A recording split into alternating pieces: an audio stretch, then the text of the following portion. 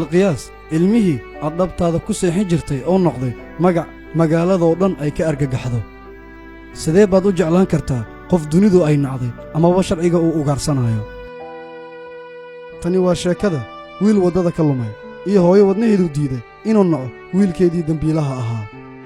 waa qisadii sakariya iyo hooyo saamiya sakariye wuxuu ku soo indhafurtay guri ay daruuftu hareeraysay balse jacaylku uu ka ahaa hodan aabbihiisa goor hore ayuu hayaamay waxaana dunida ugu furraa hal albaab oo keliya waana midka hooyo saamiya in kastoo xaafaddu ay ahayd mid sawaxan iyo dhib badan haddana laabta hooyo saamiya waxay sakariye u ahayd dugsi nabad ah iyo gaashaanka keliya ee uu haystay ma aysan haysan hanti laakiin ducadeeda ayaa ka qiimo badnayd dahabka dunida yaalla laakiin markuu sakariye garaadsaday jidadka qalafsan ee magaalada ayaa ka coddheeraaday waanadii hooyadii wuxuu cagta saaray dhabba mugdi ah oo aan lahayn laambad ifisa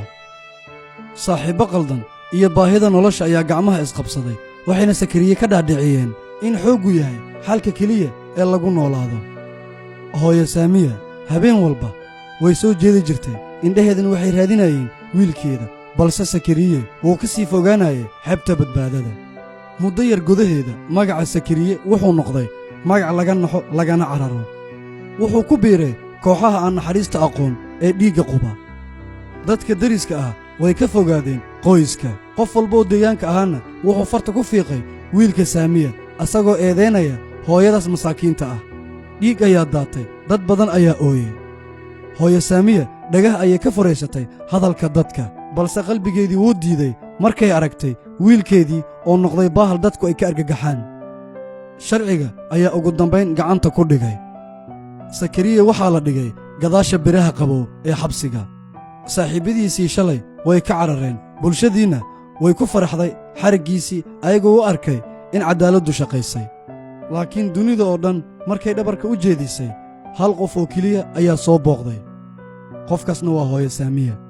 booqasho keliya uguma aysan imaanin ee waxay u keentay raashin uu cuno kama aysan soo yeedhin erayada waan kuu digay balse waxay tidhi weli waan ku jeclahay wiilkaygiiyow alla u toobadkeen jacaylka hooyo ma yaqaana shuruud mana xidho derbi nolosha dembiga leh dhammaadkeeda inta badan waa laba waddo xabsi daa'ima ama qabri aan wakhtigiisa la gaarin habeen habeennada ka mid ah taleefon ayaa soo dhacay cod qabow ayaa sheegay warkii ay saamiye ka cabsan jirtay abidkeed